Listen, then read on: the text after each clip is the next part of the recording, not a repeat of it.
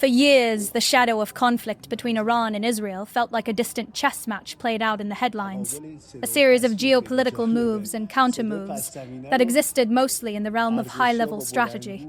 But recently, that shadow has darkened and descended directly into the streets of some of the most modern urban centers in the Middle East. What was once a theoretical threat has transformed into a visceral, tangible reality as ballistic missiles, drone swarms, and air raids pierce the skyline, turning bustling economic hubs into front lines. This isn't just a military escalation anymore.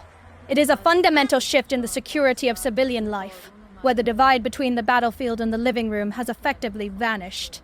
To understand the weight of this shift, one only needs to look at Tel Aviv.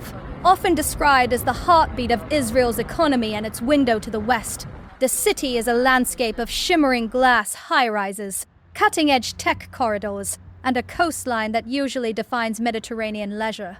But the atmosphere that defined this city for decades, one of relentless energy and vibrant nightlife, has been replaced by a heavy, watchful silence. In recent days, the architecture of modern life has been scarred. Residential blocks that housed families just a week ago now stand with shattered windows and collapsed balconies, their exterior walls spider-webbed with cracks from the sheer pressure of nearby explosions. For the people living in these buildings, the transition from normalcy to nightmare happens in a heartbeat. It starts with a sound that has become the grim soundtrack of the region, the air raid siren. Witnesses describe a terrifyingly brief window of time, sometimes only seconds, between the first wail of the warning and the bone-shaking roar of an impact. In those moments, the city doesn't just panic, it retreats. People dive into stairwells or dash for the reinforced shelters built into the core of modern apartment complexes.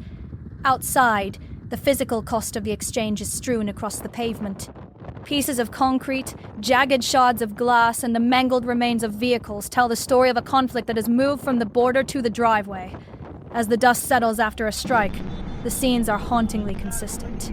You see craters blown into the middle of once flat asphalt roads, streetlights twisted like wire, and power lines sagging toward the ground. Amidst the debris, investigators sift through metal fragments of intercepted or fallen missiles, trying to piece together the technical evolution of the weaponry being used against them. While the military works to identify the threats, first responders like firefighters and medical teams are forced into a permanent state of high alert, racing to contain blazes and treat the wounded under the constant threat of a secondary strike. This brings us to the invisible shield that many have come to rely on, the Iron Dome. It is perhaps the most famous air defense system in the world, designed specifically to calculate the trajectory of incoming projectiles and intercept those headed for populated areas. In many ways, it has been a victim of its own success, creating a sense of safety that allows life to continue even under fire. But as the scale of these attacks grows, the math changes. No system is perfect, and in a high-intensity, large-scale conflict, the sheer volume of fire can occasionally overwhelm even the most sophisticated defenses.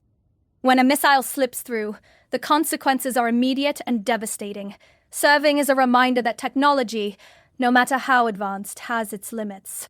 Beyond the hardware of defense, the very infrastructure of the city is adapting to survive. Hospitals, which are already operating under immense psychological and physical pressure, have begun moving critical facilities underground. Operations, emergency rooms, and recovery wards are being relocated into fortified bunkers to ensure that the work of saving lives can continue even if the building above is targeted. It is a grim testament to the current state of affairs that the most vital services of a modern society must now be buried beneath the earth to remain functional. If you're finding this deep dive into the changing nature of urban conflict insightful, it helps us immensely when you engage with the channel and share these stories with others who want to understand the reality behind the headlines. It's through this collective awareness that we can better grasp the human cost of these global shifts.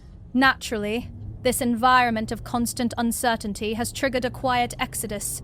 Families who have the means or the connections are moving toward areas perceived as safer, such as the north or the historic corridors of Jerusalem. Yet for every person who leaves, many more choose, or are forced, to stay. They have integrated the ritual of the air raid siren into their daily existence.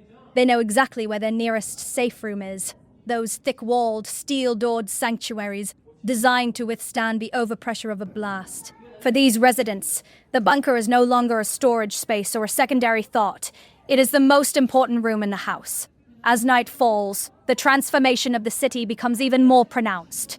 The streets, which should be choked with traffic and the neon glow of a city that never sleeps, are eerily empty. Shops are shuttered early, and the usual hum of commerce is replaced by a heightened state of collective alertness. Every sudden noise or distant rumble is analyzed. Every flash on the horizon is scrutinized. The psychological toll of living in a state of permanent ready cannot be overstated, as the boundary between peace and war blurs into a single exhausting experience. The conflict between Iran and Israel shows no signs of a clean resolution. Attacks and counterattacks continue to ripple across the region, each one raising the stakes and hardening the resolve on both sides. But for the people on the ground, in cities like Tel Aviv, the geopolitical nuances matter less than the immediate reality of their surroundings. For them, the war is no longer a strategic map on a screen or a debate in a distant capital. It is the crater in the road, the siren in the night, and the reinforced door they lock every evening. It is a reminder that in the modern age, the front lines are no longer over there. They are exactly where we live.